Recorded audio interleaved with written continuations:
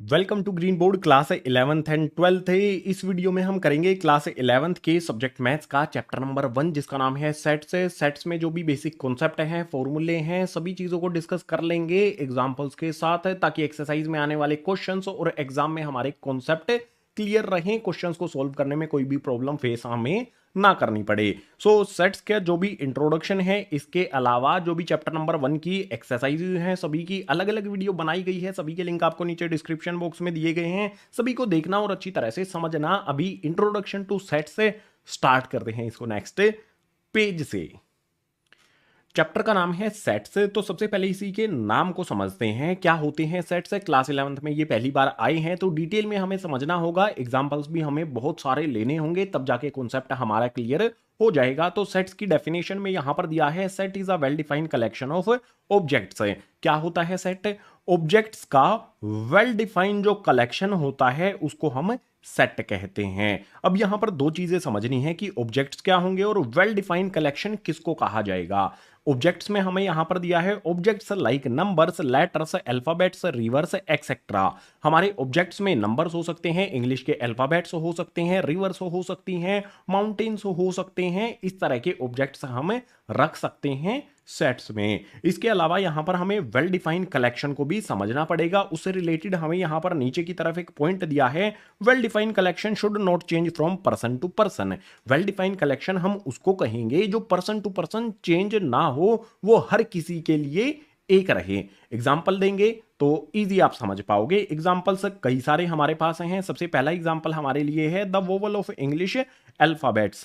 जो वोवल्स होते हैं इंग्लिश अल्फाबेट्स में कौन कौन से होते हैं? ए, ई, आई, ओ, यू, ये वोवल्स होते हैं। किसी भी पर्सन से आप पूछ लो, हर कोई आंसर आपको क्या करेगा? यही आंसर करेगा, ए, ई, आई, ओ, यू वोवल्स होते हैं। तो ये वेल डिफाइंड कलेक्शन होगा या फिर नहीं होगा? आंसर सभी के लिए सेम है, पर्सन टू पर्सन चेंज नहीं होता है ये कलेक्शन। तो हम कह सकते हैं कि ये हमारा एक सेट हो जाएगा। बिल्कुल इसी तरह से नेक्स्ट वाले एग्जांपल को देखो। इसमें यहां पर हमें दिया है collection of all days in a week. एक हफ्ते में जो दिन है उसके कलेक्शन की बात की गई है। तो एक हफ्ते में कौन कौन से दिन होते हैं? संडे से शुरू करते हैं, संडे, मंडे, उसके बाद Tuesday, Wednesday, Thursday, Friday, then आ जाता है सैटरडे। टोटल 7 दिन होते हैं हर किसी के लिए। एक वीक में 7 ही दिन होते हैं, पर्सन टू पर्सन ये चेंज नहीं होगा। तो हम कह सकते हैं सेकंड वाला एग्जांपल भी हमारा सेट हो जाएगा। बिल्कुल इसी तरह से नेक्स्ट यहां पर देख लो, odd natural number less than 10। Odd natural number की बात की गई है जो 10 से छोटे हैं। कौन कौन से नंबर हो जाएंगे? किसी से भी पूछोगे वो कहेगा 1 ओड नंबर होता है, उसके बाद 3 होता है, उसके बाद 5 होता है, देन 7 होता है एंड 9 होता है। 10 से छोटे ये 5 ओड नंबर्स होते हैं। हर किसी के लिए यही आंसर होगा। तो ये भी एक वेल डिफाइंड कलेक्शन होगा। तो हम कह सकते हैं कि ये हमारा हो जाएगा यहां पर सेट है। इसे नेक्स्ट यहां पर हमें दिया है the collection of reverse of India. India की रिवर्स की बात की गई है। अब इंडिया में जितनी भी रिवर्स हैं वो भी एक वेल डिफाइंड कलेक्शन है ना। गंगा, यमुना, सरस्वती, कृष्णा, कावेरी, गोदावरी, ताप्ती, ये सारी रिवर्स हैं जितनी भी हैं। ठीक है, काउंटेबल तो है ना। सारी की सारी रिवर्स जो हैं ये काउंटेबल हैं। तो हम कह सकते हैं कि वेल डिफाइंड कलेक्शन हो जाएगा ये ऑब्जेक्ट्स का। तो ये भी हमारा हो जाएगा एक सेट। अब सेट क्या चीजें नहीं होती हैं वो भी तो हमें समझना पड़ेगा, तभी तो हम क्लासिफाई कर पाएंगे वेल डिफाइंड कलेक्शन में और वेल डिफाइंड कलेक्शन क्या नहीं है उसमें। तो नेक्स्ट यहां पर हमारे लिए एग्जांपल है the collection of difficult topics of maths. कुछ को लगेगा डिफिकल्ट टॉपिक पोलिनोमियल होता है, आपको लगेगा अलजेब्रा होता है, मुझे लगेगा ट्रिग्नोमेट्री होता है, और किसी अदर पर्सन को लगेगा मेंसुरेशन या फिर कंस्ट्रक्शन डिफिकल्ट होता है। हर किसी का डिफिकल्ट टॉपिक अलग अलग होगा। ऐसा तो नहीं है कि सारी दुनिया में जितने भी लोग हैं सभी के लिए ट्रिग्नोमेट्री डिफिकल्ट हो जाएगा, बिल्कुल नहीं। सभी के लिए अलग अलग डिफिकल्ट टॉपिक होंगे। कुछ को पोलिनोमियल से डिफिकल्ट लगेगा, कुछ को अलजेब्रा या फिर ट्रिग्नोमेट्री डिफिकल्ट लगता है। तो ये वेल डिफाइंड कलेक्शन है क्या? Person to person answer change हो रहा है तो हम कहेंगे ये वेल डिफाइंड कलेक्शन नहीं है ऑब्जेक्ट्स का, इसीलिए ये हमारा सेट नहीं होगा। हमने यहां पर क्रॉस लगा दिया है।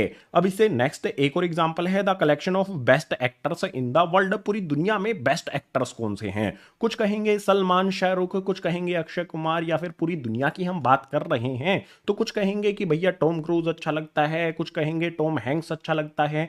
हर किसी का आंसर अलग अलग होगा, कोई किसी का फैन है, कोई किसी का फैन है। तो ये जो एक्टर्स है, best actor, person to person इसका आंसर चेंज होगा। तो हम कह सकते हैं ये भी हमारा वेल डिफाइंड कलेक्शन नहीं है, तो क्रॉस लगा देंगे। अब आपको समझ में आ गया होगा सेट्स क्या होते हैं और सेट्स क्या नहीं होते हैं। वेल डिफाइंड कलेक्शन में अभी कोई आपका डाउट नहीं बचना चाहिए। हमने यहां पर इस वाले पेज पर समझा कि सेट क्या होते हैं, एग्जांपल्स भी हमने लिए। अब हमें सेट्स को किस तरह से रिप्रेजेंट किया जाता है यह समझना है। उसके लिए मूव करेंगे गाइज नेक्स्ट पेज पर।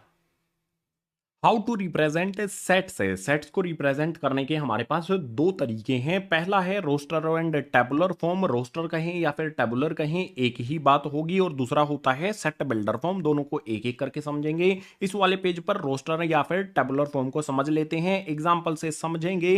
एग्जाम्पल में हमारे पास यहां पर है the set of vowels in English alphabets. ये हमें स्टेटमेंट दी गई है, हमें सेट लिखना है रोस्टर फॉर्म में। तो कैसे लिखा जाएगा? सबसे पहले जो भी सेट है उसका एक नाम रखा जाएगा, चाहे हम रोस्टर फॉर्म में लिखें चाहे सेट बिल्डर फॉर्म में। नाम सबसे पहले लिखा जाएगा और नाम हमेशा होता है कैपिटल लेटर में। जैसे यहां पर मैंने सेट का नाम लिख दिया है ए, ये हो गया हमारा कैपिटल लेटर में, इक्वल्स का साइन लगा के करली ब्रैकेट हमें इस तरह से यूज करना है। करली ब्रैकेट के बाद क्या स्टेटमेंट में हमें कहा गया है लिखने को, इंग्लिश अल्फाबेट के वोवल्स। तो यहां पर आ जाएगा हमारा ए, ई, आई, ओ, यू, ये हमारे आ गए हैं मेंबर्स। उसके बाद इसको क्लोज कर देंगे करली ब्रैकेट से ही। क्या चीजें आपको ध्यान रखनी है, नाम जो है वो हमेशा कैपिटल लेटर में होना चाहिए। जो भी एलिमेंट्स हैं यहां पर, इनको हम क्या क्या चीजें कहते हैं? इनको हम ऑब्जेक्ट्स भी कहते हैं, इनको हम मेंबर्स भी कहते हैं और इनको हम एलिमेंट्स भी कहते हैं। और जो भी हमारे ऑब्जेक्ट्स हैं उनके दोनों तरफ करली ब्रैकेट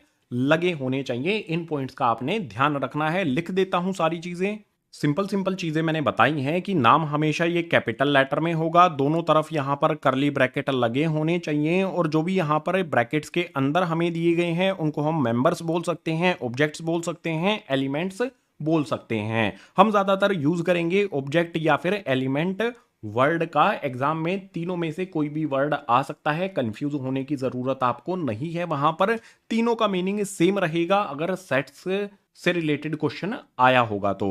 अब एक और एग्जांपल ले लेते हैं। यहां पर ये हो जाएगी हमारी रोस्टर या फिर टेबुलर फॉर्म किसी भी सेट को रिप्रेजेंट करने की। इसी तरह से यहां पर एक एग्जांपल है even natural number less than 10। तो हम यहां पर सबसे पहले सेट का नाम लिखेंगे जो कि होगा कैपिटल में। बी हमने यहां पर नाम रख दिया, इक्वल्स का साइन लगा के करली ब्रैकेट हमने बना लिया। अब natural numbers, even natural numbers हमें लिखने हैं जो 10 से छोटे होंगे। कौन कौन से होते हैं?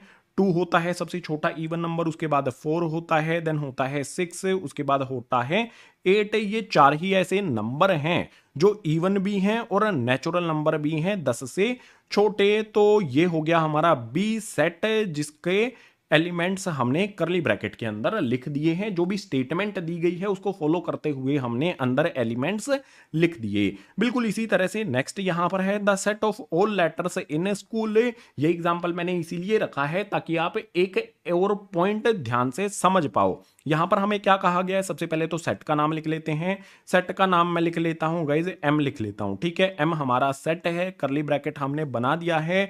अब इसके अंदर क्या आएंगे? स्कूल लेटर में, स्कूल वर्ड में जो भी लेटर्स आए हैं उसकी हमें सेट बनाना है। तो कौन कौन से लेटर आए हैं? एस लिखेंगे, कोमा लगाएंगे। हर एक जो भी एलिमेंट या फिर ऑब्जेक्ट होता है उसके बीच में कोमा लगना जरूरी है। तो एस आ गया, उसके बाद सी आ गया, उसके बाद एच आ गया, उसके बाद ओ आ जाएगा, उसके बाद एल आ जाएगा। आप में से बहुत सारे स्टूडेंट कहेंगे कि इसमें तो 2 बार ओ आया है, आपने एक ही बार लिखा है। तो यही पॉइंट है मेरा समझाने का। जब भी हम रोस्टर या फिर टेबुलर फॉर्म में लिखेंगे तो अंदर जो भी हमारे एलिमेंट्स आएंगे उनमें कुछ भी रिपीट नहीं होगा। यहां पर ओ 2 बार आया है लेकिन हम एक ही बार लिखेंगे, रिपीट नहीं होना चाहिए कोई भी एलिमेंट या फिर ऑब्जेक्ट है। रोस्टर या फिर टेबुलर फॉर्म में किसी भी सेट को कैसे लिखना है, डिटेल में मैंने 3 एग्जांपल दिए आपको और समझा दिया है हर एक पॉइंट। अब बात करेंगे सेट बिल्डर फॉर्म की नेक्स्ट पेज पर। सेट्स को रिप्रेजेंट करने का दूसरा तरीका सेट बिल्डर फॉर्म है। पीछे वाले पेज पर हमने जो 3 एग्जांपल लिए थे जिनको हमने टेबुलर फॉर्म में या फिर रोस्टर फॉर्म में लिखा था, अगर उन्हीं को हमें सेट बिल्डर फॉर्म में लिखना हो तो कैसे लिखा जाएगा। यहां पर एग्जांपल है the set of vowels in English alphabet. सबसे पहले क्या करेंगे, सेट का नाम लिखेंगे। ए हमारा ये सेट हो गया, करली ब्रैकेट का यूज करेंगे। अब करली ब्रैकेट लगाने के बाद सेट बिल्डर फॉर्म में हमें वेरिएबल लिखेंगे। वेरिएबल हमारा एक्स या फिर वाई यूज कर सकते हैं। तो मैं यूज कर लेता हूं एक्स। उसके बाद यहां पर रेशियो का सिंबल लगाना है, फिर से हम अपना वेरिएबल रखेंगे एक्स। इस तरह से हमें लिखना है, ठीक है। सेट का नाम हो गया, वेरिएबल, उसके बाद जो यहां पर रेशियो मैंने लगाया है ये लिखना, फिर से वेरिएबल यहां पर लिख देना है। अब आगे यहां पर स्टेटमेंट आएगी। स्टेटमेंट क्या होगी, x is vowel in English alphabet, यहां पर आगे लिख देना है और लास्ट में फिर करली ब्रैकेट क्लोज कर देना है। तो यहां पर समझने वाली बात क्या है, सबसे पहले जो नाम होगा वो कैपिटल लेटर में होगा, करली ब्रैकेट यहां पर भी यूज किया जाएगा। उसके बाद यहां पर वेरिएबल का यूज होगा, ठीक है, और बीच में रेशो लगाया जाएगा। इसको रीड कैसे किया जाएगा बता देता हूं, सबसे पहले डिटेल लिख देता हूं इसकी। सेट बिल्डर फॉर्म में हमें किन किन पॉइंट्स का ध्यान रखना है। सबसे पहले जो नेम होगा वो हमेशा कैपिटल लेटर में होना चाहिए। उसके बाद करली ब्रैकेट है लास्ट में और स्टार्टिंग में यहां पर बना होना चाहिए। करली ब्रैकेट के अंदर हमारी क्या चीजें आती हैं, करली ब्रैकेट के अंदर हमारा वेरिएबल आएगा, एक्स या फिर वाई का आप यूज कर सकते हो। उसके बाद जो भी हमारा वेरिएबल लिखा है हमने, इसके नेक्स्ट हमें रेशो बनाना है और इस रेशो को कहेंगे हम सच दैट, इसको रीड करने के लिए, ठीक है, इसको हम कहेंगे सच दैट। उसके बाद फिर से हमारा यहां पर वेरिएबल आएगा और आगे की स्टेटमेंट जो भी हमें प्रॉब्लम दी गई है उसी से उठा के लिख देनी है, ठीक है। तो अब जो भी हमारा ये सेट बिल्डर फॉर्म में हमने लिखा है इसको रीड कैसे करेंगे ये भी समझो। हमारा यहां पर ए दिया गया है, ये हमारा सेट है एक्स सच दैट, रेशो को हमने रीड किया है सच that x, such that x is vowel in English alphabet. इस तरह से हमें रीड करना है। बिल्कुल इसी तरह से नेक्स्ट एग्जांपल है, इसको अगर सेट बिल्डर फॉर्म में लिखना है तो सबसे पहले इसे सेट का नाम लिखेंगे कैपिटल में, इक्वल्स का साइन लगा करके करली ब्रैकेट, वेरिएबल यहां पर यूज कर लेंगे एक्स, रेशो लगाएंगे सच that x is an even number less than 10, ये आगे हम लिख देंगे। एक्स इज इवन ये हमने लिख दिया है। अब हम थोड़ा सा शॉर्टकट भी यूज कर सकते हैं, हम इसको इस तरह से भी लिख सकते हैं x smaller then 10, x even भी होगा यहां पर और एक्स 10 से छोटा भी होगा, इस तरह से भी हम लिख सकते हैं। बिल्कुल इसी तरह से नेक्स्ट यहां पर है the set of all letters in school. इसको सेट बिल्डर फॉर्म में लिखने के लिए सेट का नाम रखेंगे, चलो एम लिख लेते हैं, इक्वल्स का साइन लगा के करली ब्रैकेट लिखेंगे x such that x is letter of school, यहां पर कैपिटल वर्ड में ही हम इसको लिखेंगे। इस तरह से लिखा जाता है, किसी भी स्टेटमेंट को सेट को रिप्रेजेंट किया जाता है सेट बिल्डर फॉर्म में। पीछे वाले पेज पर हमने समझा था रोस्टर या फिर टेबुलर फॉर्म में कैसे रिप्रेजेंट करना है, इस वाले पेज पर सेट बिल्डर फॉर्म में हमने इसको रिप्रेजेंट करके समझ लिया कैसे किया जाता है। अब नेक्स्ट जो भी हमारा कॉन्सेप्ट होगा सेट का, उसके लिए मूव करेंगे गाइस नेक्स्ट पेज पर। आगे यहां पर है स्पेसिफिक नेम्स ऑफ सेट्स। कुछ ऐसे सेट्स होते हैं जिनके स्पेसिफिक नेम होते हैं, जैसे एन से हमारा जो भी सेट होगा उसका मतलब क्या होगा, the set of natural numbers. Natural numbers के सेट को हम एन से डिनोट करेंगे। इंटीजर्स का जो सेट होगा उसको हम जेड से डिनोट करेंगे। The set of all rational numbers उसको हम क्यू से शो करते हैं। The set of all real numbers उसको हम आर से शो करते हैं। The set of all positive integers उसको हम डिनोट करते हैं या शो करते हैं जेड प्लस से। प्लस साइन का मतलब क्या है कि पॉजिटिव इंटीजर्स हैं। इसी तरह से अगर नेगेटिव इंटीजर्स होंगे, यहां पर मिस्टेक हो गई है, यहां पर आएगा हमारा नेगेटिव यानी कि माइनस है। माइनस वाले जो भी हमारे इंटीजर्स होंगे उनको हम रिप्रेजेंट करेंगे जेड, ऊपर माइनस का साइन लगा देना है। उसके बाद आर क्या होता है, the set of positive real numbers. R से हम रियल नंबर्स को भी शो करते हैं और पॉजिटिव रियल नंबर्स को भी आर से ही शो किया जाता है। बुक में ये दिए गए हैं या फिर स्क्रीनशॉट ले सकते हो इनका। अब आगे हम बात कर लेते हैं सिंबल्स की। कुछ सिंबल्स यूज किए जाते हैं सेट्स वाले चैप्टर में, 2 सिंबल की इस वाले पेज पर बात करेंगे। आगे आने वाले और भी सिंबल्स हैं उनको फर्दर पेजेस पर डिस्कस करेंगे। सो सबसे पहले यहां पर है बिलोंग्स टू। बिलोंग्स टू का सिंबल कैसा होता है, देखो इस तरह से बना देना है आपको, त्रिशूल सा बना देना है, ठीक है। ये सिंबल होता है गाइज बिलोंग्स टू का। और दूसरा सिंबल हमें यूज करना है not belongs to. Belongs to के लिए हम यूज कर लेंगे ये वाला सिंबल, और अगर बिलोंग नहीं करता है उसके लिए इस तरह से ये सिंबल बना के इसको हमें कट कर देना है, ठीक है। इस तरह से कट कर देना है। अब इसका यूज कैसे करेंगे, मान लो हमारे पास कोई सेट है, ए एग्जांपल ले लेते हैं। हमारे पास कोई ए सेट है, ए सेट में हमारे एलिमेंट्स हैं 1 2 3 4 5, इस तरह से हमें एलिमेंट्स दिए गए हैं। अब हमसे ये पूछता है कि क्या इसमें जो हमारे एलिमेंट हैं क्या हमारा 2 है। मान लो हमें 2 दिया गया है, ये 2 इस ए सेट से बिलोंग करता है क्या। तो हम इसको किस तरह से शो करेंगे, 2 लिखेंगे, उसके बाद बिलोंग्स का सिंबल लगा देंगे और ए यहां पर लिख देंगे। इसको इस तरह से लिखा जाएगा, इस तरह से रीड किया जाएगा, 2 बिलोंग्स टू सेट ए। इस तरह से इसको रीड करना है। अब यहां पर नॉट बिलोंग्स का यूज कहां पर करेंगे, जैसे यहां पर मैं लिख देता हूं 8। क्या इस सेट में कहीं पर भी 8 है, इसके एलिमेंट्स में 8 है, नहीं है, तो नॉट बिलोंग्स टू सिंबल का यहां पर यूज किया जाएगा और ए सेट का नाम यहां पर लिख दिया जाएगा। सिंपल सी चीज आपको ध्यान क्या रखनी है, पहले यहां पर एलिमेंट लिखा जाएगा, बाद में यहां पर सेट लिखा जाएगा, बीच में जो भी हमारा बिलोंग्स टू या फिर नॉट बिलोंग्स टू का सिंबल है वो यूज करना है। अगर एलिमेंट ए सेट में है तो बिलोंग्स टू, नहीं है तो नॉट बिलोंग्स टू। जैसे 8 यहां पर नहीं है सेट में तो हम कहेंगे 8 not belongs to set A, ठीक है। बहुत सिंपल सिंपल चीजें इस वाले पेज पर हमने डिस्कस की। अभी बहुत सारी चीजें हैं इसी चैप्टर के इंट्रोडक्शन में, उनके लिए मूव करेंगे गाइस नेक्स्ट पेज पर। सेट्स क्या होते हैं ये हमने समझ लिया, सेट्स को किस तरह से रिप्रेजेंट करना है ये भी हम समझ चुके हैं। तो अब बारी आ जाती है टाइप्स ऑफ सेट्स की। सेट्स के कौन कौन से टाइप्स होते हैं, कई सारे टाइप्स होते हैं, यहां पर आपको दिख रहे हैं। एम्प्टी सेट होता है, finite, infinite set, equal set, universal set. ये सारे सेट्स के टाइप हमें समझने हैं, एक एक करके समझेंगे। शुरुआत करेंगे एम्प्टी सेट से। एम्प्टी सेट के बारे में दिया है, the set which does not contain any element is called empty set. Empty यानी कि खाली, कोई ऐसा सेट जिसमें कोई भी एलिमेंट ही नहीं है उसको हम एम्प्टी सेट कहेंगे। 2 पॉइंट और यहां पर हमें दिए गए हैं। It is also called null set और वॉइड सेट। जो एम्प्टी सेट है उसके 2 नाम और यहां पर है, इसको नल सेट भी कहते हैं, इसको वॉइड सेट भी कहते हैं। तो ध्यान रखना है वर्ड का भी, अगर नल सेट आ जाए, वॉइड सेट आ जाए, उसका मतलब एम्प्टी सेट ही होगा, ऐसा सेट जिसमें कोई भी एलिमेंट नहीं है। आगे यहां पर हमें दिया गया है, it is denoted by symbol phi. जो भी एम्प्टी सेट है इसको फाई सिंबल से डिनोट किया जाता है। इसको 2 तरह से हम शो कर सकते हैं किसी भी एम्प्टी सेट को। फाई सिंबल जो है ना, इस तरह से एक सर्किल सा बना करके इसको काट दो, ये होता है हमारा फाई का सिंबल, ठीक है। जो भी हमारा एम्प्टी सेट है उसको इस फाई सिंबल से डिनोट कर सकते हैं, या फिर 2 तरह से कर सकते हैं, दोनों यहां पर मैं लिख देता हूं।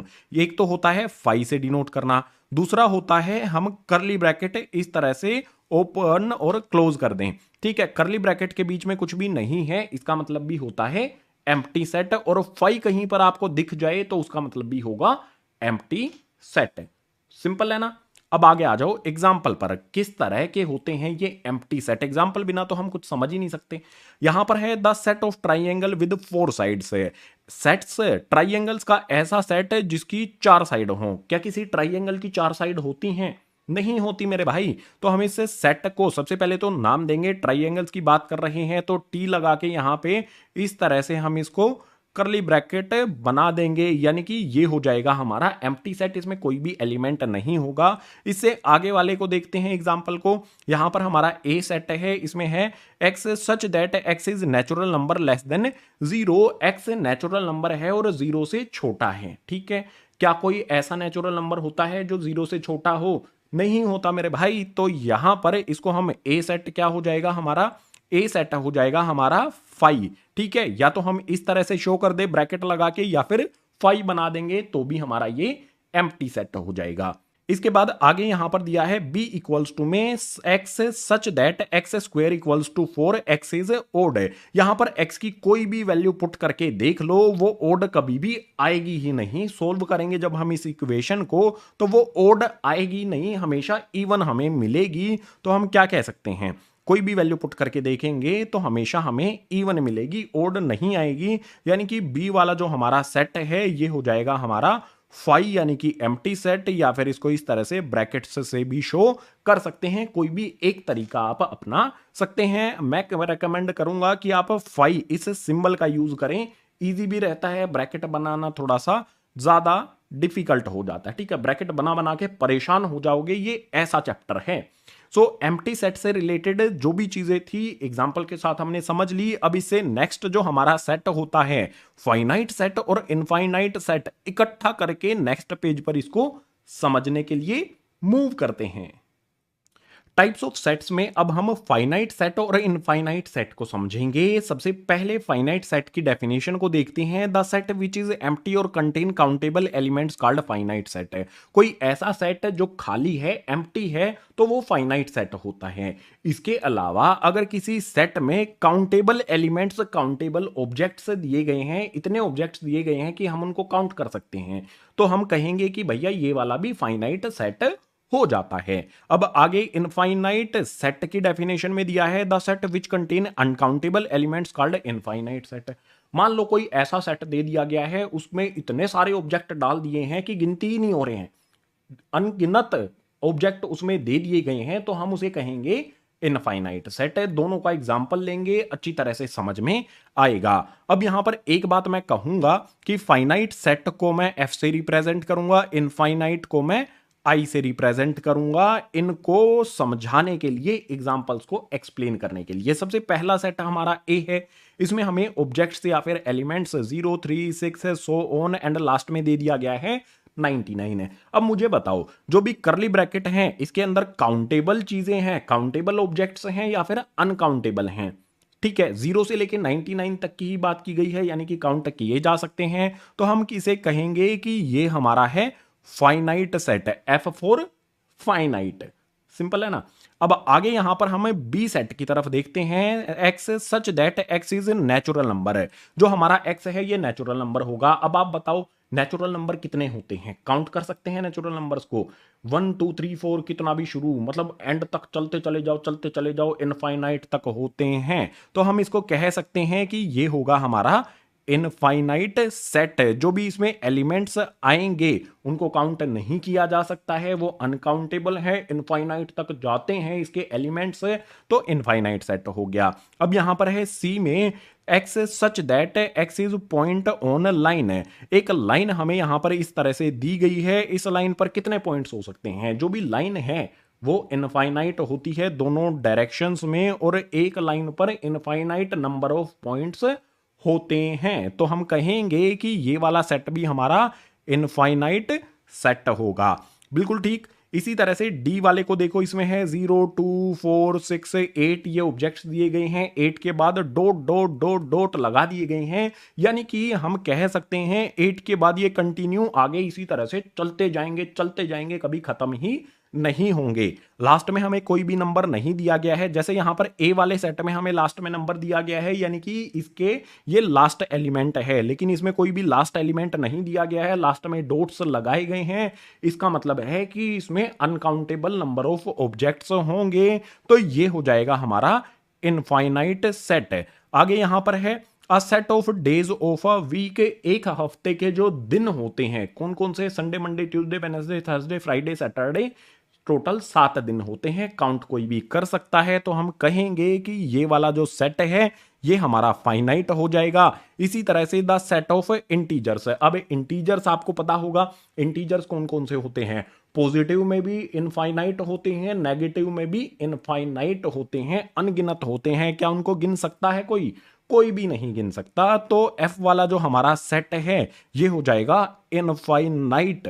ठीक है, फाइनाइट सेट वो होंगे जिसके ऑब्जेक्ट्स को हम काउंट कर सकते हैं या फिर वो एम्प्टी हो, और इनफाइनाइट सेट वो होगा जिसमें अनकाउंटेबल ऑब्जेक्ट्स दिए होंगे। हमने यहाँ पर एम्प्टी से लेके फाइनाइट और इनफाइनाइट इन सेट्स को समझ लिया है। अब इक्वल सेट को समझने के लिए मूव करेंगे गाइस नेक्स्ट पेज पर। सेट्स का नेक्स्ट टाइप है इक्वल सेट से। जब हम इक्वल सेट्स की बात करेंगे तो हमें दो सेट की जरूरत होगी। सो इक्वल सेट क्या होते हैं? Two sets are said to be equal if they have equal and same elements. दो कंडीशन होंगी इक्वल सेट होने के लिए। जो भी सेट हैं दो, उसमें नंबर ऑफ एलिमेंट्स इक्वल होने चाहिए और सेम एलिमेंट्स होने चाहिए। जो एलिमेंट्स का ऑर्डर है वो आगे पीछे चलेगा, लेकिन सेम और इक्वल नंबर ऑफ एलिमेंट्स होने चाहिए। एग्जाम्पल लेंगे तो बिल्कुल क्लियर हो जाएगा। जैसे यहां पर हमारा ए सेट है, इसके एलिमेंट्स में 1 2 3 4 है। बी हमारा सेट है, इसके एलिमेंट्स में 1 3 2 4 है। अगर हम चेक करेंगे 1 इसमें है, उसके बाद 2 को चेक कर लो, उसके बाद हमारा जो 3 है उसको और 4 को भी चेक कर लो। यानी कि जो एलिमेंट्स ए में है वही एलिमेंट्स बी में भी हैं और चार चार एलिमेंट्स ही हैं ए और बी सेट में। तो हम ये कह सकते हैं कि ए इक्वल होगा हमारा बी के, यानी कि सेट ए और सेट बी एक दूसरे के इक्वल हैं। बहुत सिंपल है, ठीक है। इसी तरह से नेक्स्ट एक और एग्जांपल ले लेते हैं। हमारे पास है सी सेट दिया गया है, डी सेट दिया गया है। सी सेट में है x such that x is a positive integer. जो एक्स है सी सेट में वो एक पॉजिटिव इंटीजर होगा, ठीक है। पॉजिटिव इंटीजर्स का सेट इसे बोल सकते हैं। डी को देखेंगे तो इसमें हमें दिया है 1 2 3 4 एंड सो ऑन, ये आगे कंटिन्यू रहेगा। जो हमारे पॉजिटिव इंटीजर्स हैं वो क्या होते हैं? 1 होता है, उसमें 2 होता है, 3 होता है, 4 होता है और आगे वो इसी तरह से कंटिन्यू रहते हैं। यानी कि ये कह सकते हैं कि सी और डी ये दोनों सेट भी एक दूसरे के इक्वल हैं। मैं इस तरह से लिख सकता हूं सी इक्वल्स टू में डी। इसी तरह से आगे यहां पर हमें एक सेट दिया गया है ई, हमें इसके इक्वल सेट लिखना है जो कि एफ होगा, ठीक है। सो यहां पर हम इस तरह से कर सकते हैं x such that x is a natural number. X क्या है? नेचुरल नंबर है। अब एफ सेट में हमें नेचुरल नंबर लिखने होंगे, हमें क्या करना है? इक्वल सेट लिखना है इसके। तो यहां पर इस तरह से ब्रैकेट बना लेंगे। एक सेकंड गाइस, इस तरह से हम ब्रैकेट बनाएंगे, करली ब्रैकेट, इसके अंदर नेचुरल नंबर्स लिखेंगे जो होते हैं हमारे 1 2 3 4 5 6 एंड सो ऑन। इस तरह से वे कंटिन्यू रहेंगे। ये हो जाएगा हमारा नेचुरल नंबर्स का सेट। यहां पर हमें ये सेट बिल्डर फॉर्म में दिया गया है, हमने इसको टेबुलर या फिर रोस्टर फॉर्म में लिख दिया है।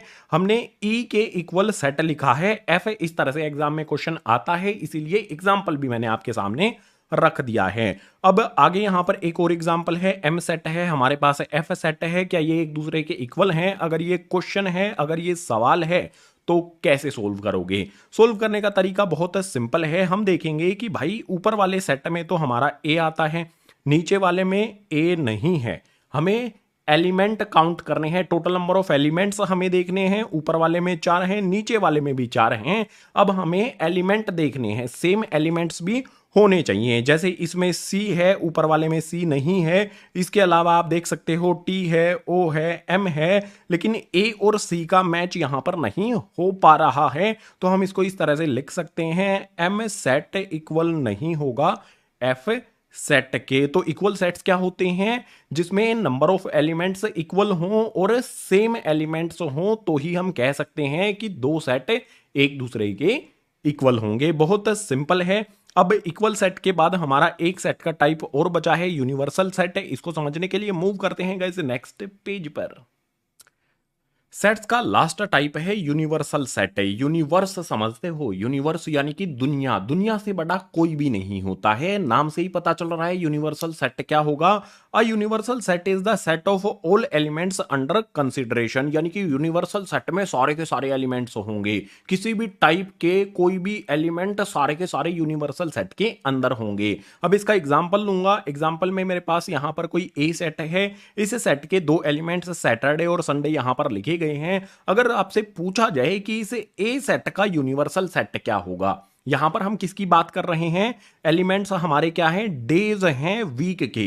तो यूनिवर्सल सेट क्या होगा? जिसमें सारे के सारे वीक डेज जो होते हैं उसके नाम लिखे जाएंगे। तो यूनिवर्सल सेट में यहां पर मैं लिखूंगा Sunday, Monday, Tuesday, Wednesday, Thursday, Friday and Saturday. अगर यहाँ पर वीक डेज दिए गए हैं, एक दिया गया हो, दो दिया गया हो, उसके यूनिवर्सल सेट की बात करें तो यूनिवर्सल सेट में सारा का सारा आ जाएगा। जितने भी डेज होते हैं वो सभी के सभी आ जाएंगे। यूनिवर्सल सेट का मतलब होता है जिसमें सारे के सारे एलिमेंट्स होते हैं। इसके अलावा भी जो एलिमेंट्स हैं वो यूनिवर्सल सेट में होते हैं। ये सबसे बड़ा सेट कहा जा सकता है इसको। ठीक है, बहुत सिंपल है। यूनिवर्सल सेट का क्वेश्चन किस तरह से आएगा वो भी मैंने आपको बता दिया है। टाइप्स ऑफ सेट में हमने सारे के सारे एम्प्टी सेट समझ लिया, finite set, infinite set, equal set और यूनिवर्सल सेट है, हमने सभी चीजें समझ ली हैं। तो अब इस चैप्टर का नेक्स्ट कॉन्सेप्ट आएगा। इंट्रोडक्शन थोड़ा सा लंबा होगा आई नो, लेकिन हर एक कॉन्सेप्ट को डिस्कस करना हमारा काम बन जाता है। सो नेक्स्ट कॉन्सेप्ट के लिए मूव करते हैं अगले पेज पर। सेट वाले चैप्टर में हमारा नेक्स्ट कॉन्सेप्ट शुरू होता है सबसेट से। क्या होते हैं सबसेट्स, पूरा डिटेल में हर एक चीज को डिस्कस करेंगे। सो सबसे पहले बेसिक डेफिनेशन से शुरू करते हैं। इसमें दिया है set A is said to be subset of B if every element of A is also an element of B. कोई सेट ए है, हम ए को बी का सबसेट कब कह सकते हैं? जब ए सेट में जो एलिमेंट्स हैं वो सारे के सारे एलिमेंट्स बी वाले सेट में भी प्रेजेंट होने चाहिए। एग्जांपल दूंगा तो बिल्कुल डिटेल में अच्छी तरह से समझ पाओगे। एग्जांपल से पहले यहां पर 2 पॉइंट हमें दिए गए हैं। Empty set is subset of every set है। कोई भी सेट हो उसका सबसेट एम्प्टी सेट होता ही होता है। ठीक है, और एम्प्टी सेट को हम डिनोट करते हैं गाइज फाई से। मैंने आपको बताया था ये उसका सिंबल होता है। इसके बाद है equal sets are subset of each other. अगर कोई दो इक्वल सेट हमें दिए गए हैं तो वो एक दूसरे के ही सबसेट होते हैं। इन पॉइंट्स को ध्यान में रखना। अब एग्जांपल लेते हैं। एग्जांपल में हमारे पास एक सेट ए है, दूसरा सेट बी है। आप देख सकते हो ए सेट में एलिमेंट्स 1 और 3 है, बी सेट में एलिमेंट्स 1, 3, 5, 7 और 9 है। आप यहां पर अगर ध्यान से देखोगे कि ए सेट में 1 और 3 है, बी सेट में भी यही एलिमेंट्स आ जाते हैं, तो हम क्या कहेंगे कि ए हमारा बी का सबसेट है। अब सबसेट के लिए हम सिंबल का यूज करते हैं। सिंबल कौन सा यूज करेंगे? यहां सबसेट जो लिखा है हमारी हेडिंग में, यहीं पर सिंबल बता देता हूं। सिंबल यूज किया जाता है इस तरह से। ठीक है, ये सी नहीं है, ये सबसेट का सिंबल होता है। तो ए बी का सबसेट है तो पहले ए को लिखा जाएगा, उसके बाद सबसेट का इस तरह से साइन लगाया जाएगा।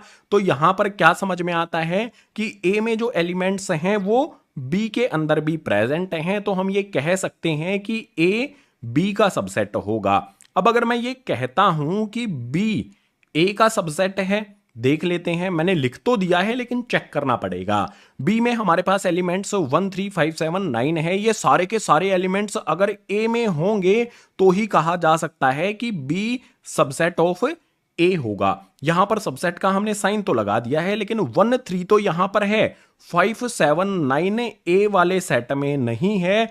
ए बी का सबसेट होगा लेकिन बी ए का सबसेट नहीं हो सकता, क्योंकि बी वाले एलिमेंट्स ए के अंदर नहीं है। तो इस वाले सिंबल को जो भी हमने यहां पर सबसेट का लगाया है, इसको हम इस तरह से काट देंगे।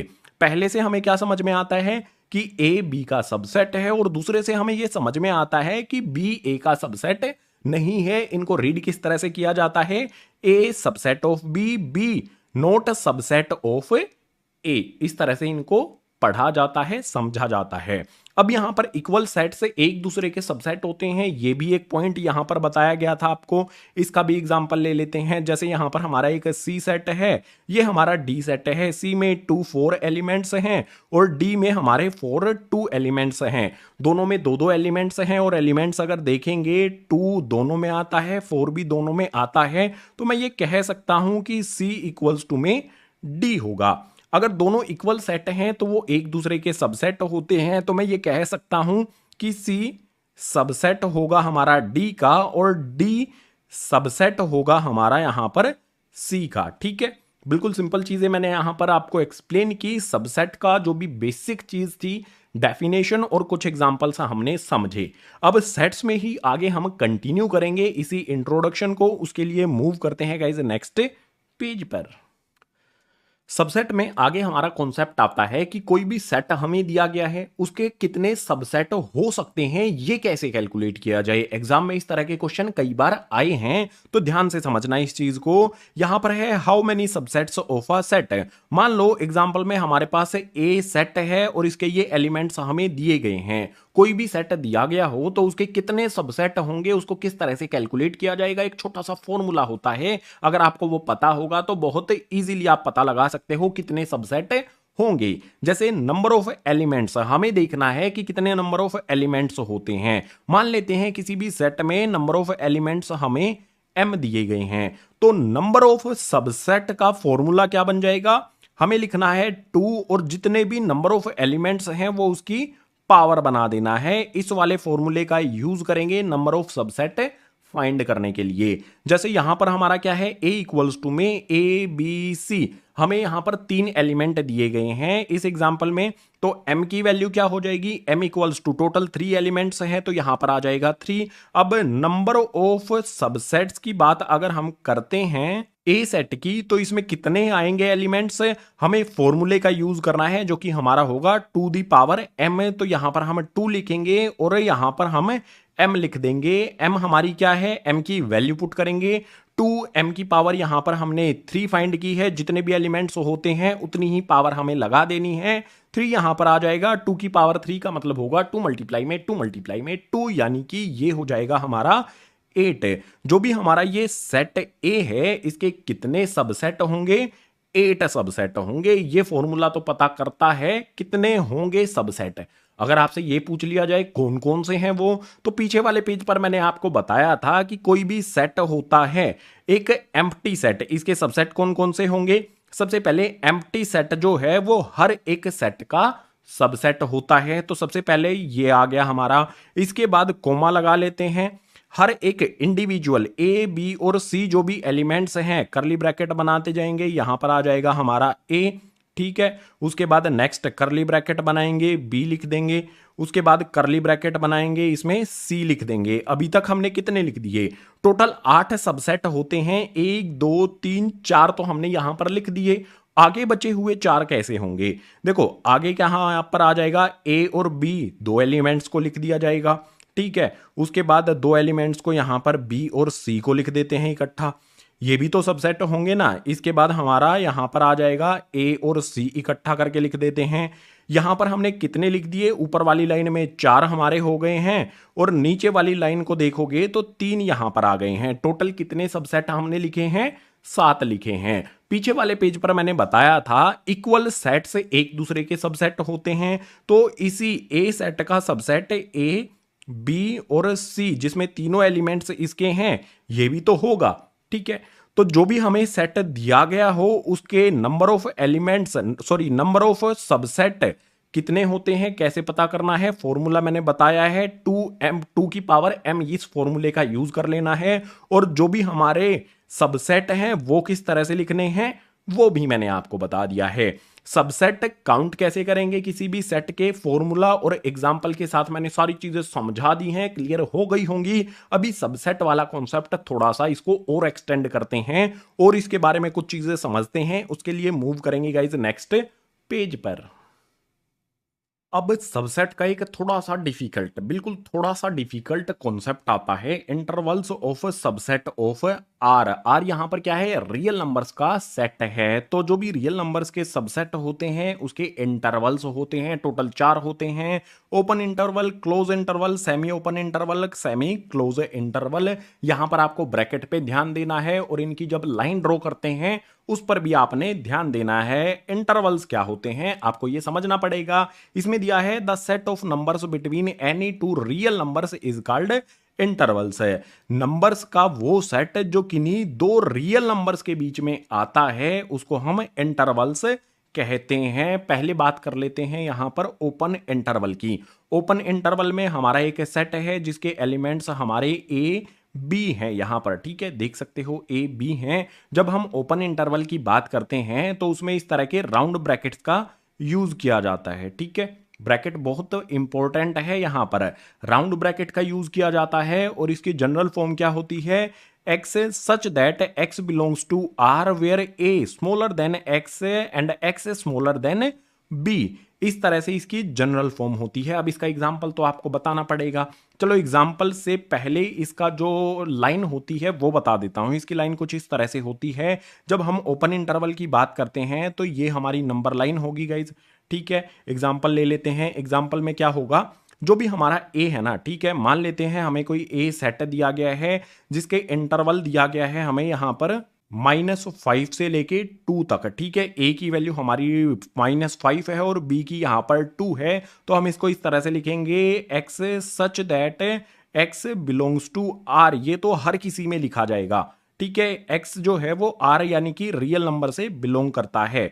एक्स बिलोंग्स टू आर ये हर किसी में लिखा जाएगा। आप एक चीज यहां पर डिनोट कर लो, नोट कर लो, ठीक है।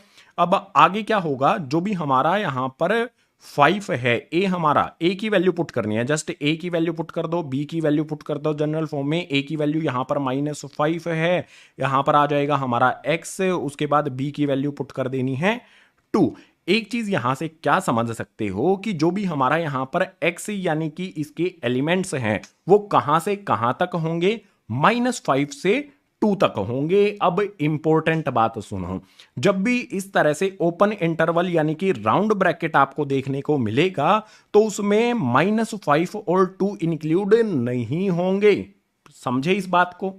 देखो x हमारा क्या है, -5 से बड़ा है और 2 से छोटा है, यानी कि -5 और 2 के बीच में होगा, ठीक है। जैसे यहां पर मैं बना देता हूं, ये हमारा हो गया -5 है और इस तरफ हो गया हमारा यहां पर 2। तो इसके बीच में जो भी हमारे कितने नंबर्स होंगे इसके बीच में, आप मुझे बताओ। आप कहोगे कि इसके बीच में तो कुछ 6 या 7 नंबर होंगे या 5 नंबर होंगे। मैं कहता हूं इसके बीच में इनफाइनाइट नंबर्स होते हैं, ठीक है। फ्रैक्शन में भी तो होंगे ना, कुछ नंबर्स इस तरह से होंगे 1/2, ठीक है, इस तरह से होंगे 3/2, इस तरह से भी तो इसके बीच में नंबर्स होंगे ना, वो भी तो रियल नंबर ही हैं। तो किन्हीं भी दो नंबर्स के बीच में इनफाइनाइट रियल नंबर्स होते हैं, तो उनको इस तरह से इंटरवल्स की फॉर्म में लिखा जाता है। अभी इसका एग्जाम्पल मैंने दे दिया, लेकिन अभी एक इंपॉर्टेंट पॉइंट और बचा है। जब भी हम ओपन इंटरवल की बात करते हैं, उसको लाइन पर जब शो किया जाता है उसमें -5 और 2 इंक्लूड नहीं होगा, तो जो भी -5 है उस पे इस तरह से ओपन सर्कल बना देना है, ठीक है। ओपन सर्कल जैसे मैंने यहां पर बनाया है ना, ये ओपन सर्कल बनाते हैं ओपन इंटरवल के लिए और राउंड ब्रैकेट्स का यहां पर यूज किया जाता है। इसके बाद एग्जाम्पल भी मैंने आपको दे दिया।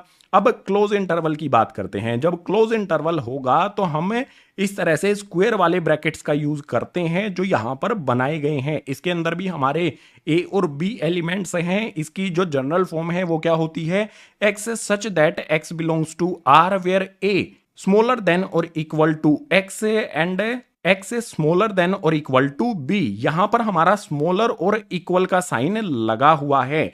इट मीन्स यहां पर जो भी हमारा ए और बी होगा वो इंक्लूड होगा।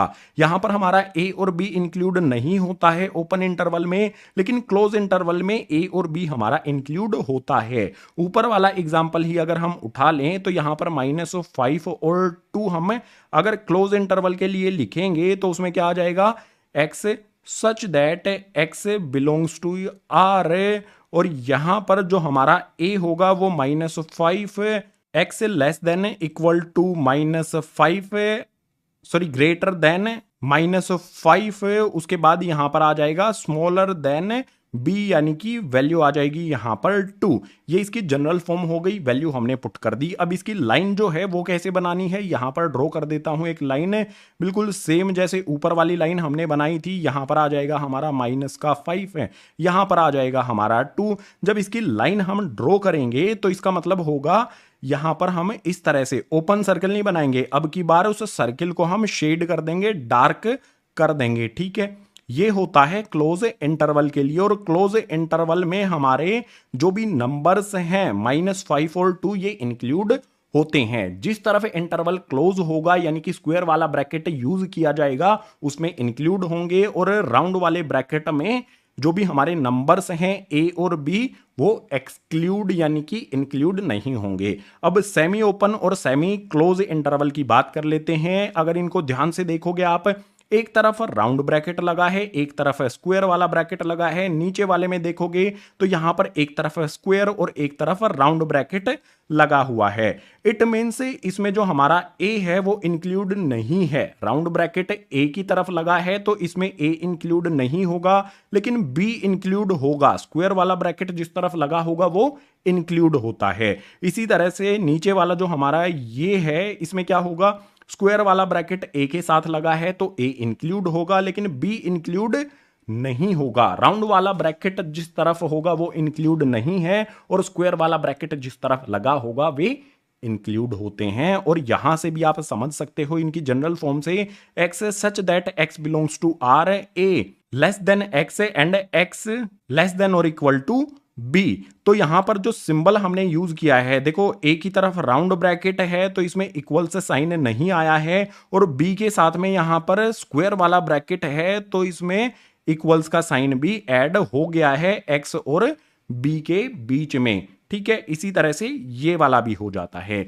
इससे रिलेटेड क्वेश्चंस एग्जाम में भी आएंगे, एक्सरसाइज में भी दिए गए हैं, वहां से प्रैक्टिस करके और डिटेल जो हैं वो आपको एक्सप्लेन मैं कर दूंगा। अब अगर इनके हम सेमी ओपन इंटरवल की लाइन की बात करते हैं, ठीक है, सेमी ओपन इंटरवल की लाइन में बात करूं तो ये है सेमी ओपन की। सेमी ओपन इंटरवल की जो लाइन बनेगी, इसमें मान लो हमारा वही एग्जांपल ले लेते हैं, ये -5 होगा, ये हमारा 2 होगा। जिस तरफ हमारा राउंड ब्रैकेट है उस तरफ हमारा ओपन सर्किल हो जाएगा।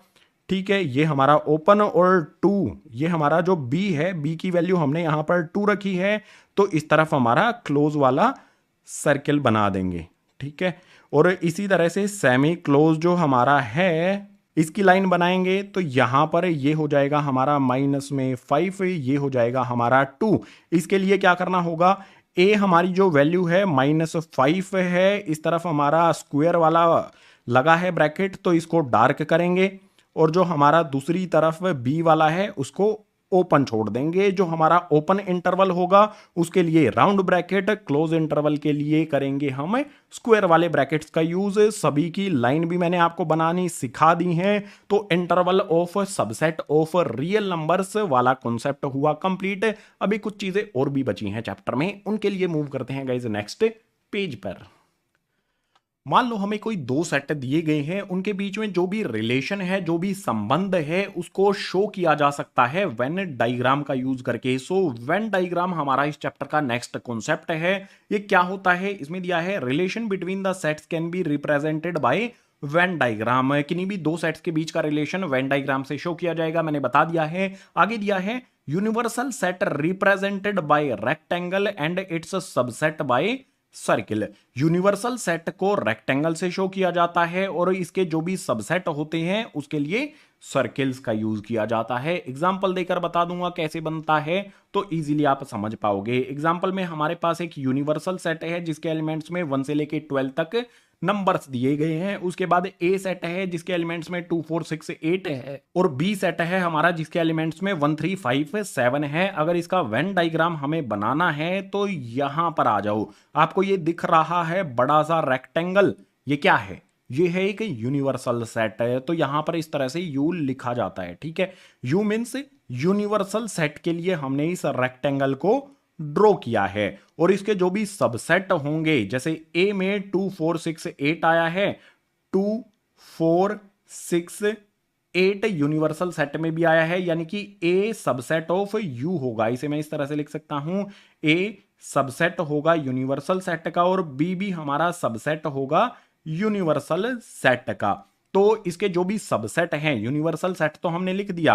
अब ए और बी के जो एलिमेंट्स हैं उनको कहां पर लिखा जाएगा, ए और बी सेट को इस तरह से सर्किल से शो किया जाएगा। ठीक है, ये हमारा ए सेट के लिए हो गया, ये हमारा बी सेट के लिए हो गया। ए के कौन कौन से एलिमेंट्स हैं सबसे पहले वो लिखेंगे, 2 4 6 8 हैं, तो यहां पर इस तरह से आ जाएगा हमारा 2 4 6 एंड 8। इसी तरह से बी के एलिमेंट्स कौन कौन से हैं हमारे, 1 है, 3 है, 5 है और 7 है। जो भी ए और बी के एलिमेंट्स थे वो हमने लिख दिए हैं। इनके अलावा क्या बचा है, देखो 1 हमने लिख दिया, 2 लिख दिया, 3 4 5 6 7 और 8 तक तो हमने लिख दिए। लेकिन अभी यूनिवर्सल सेट में ये वाले एलिमेंट्स भी तो आएंगे, 9 10 11 12 ये कहाँ जाएंगे, इनको सर्किल से बाहर लिख दो। ये आ जाएगा हमारा यहाँ पर 9, यहाँ पर लिख दो 10, कहीं पर भी लिख सकते हो। ये आ जाएगा हमारा 11, यहाँ पर आ जाएगा हमारा 12। अगर आप देखोगे यूनिवर्सल सेट को तो इसमें 1 से लेके 12 काउंटिंग तक आते हैं, और ए सेट को देखोगे तो 2 4 6 8 आ जाता है।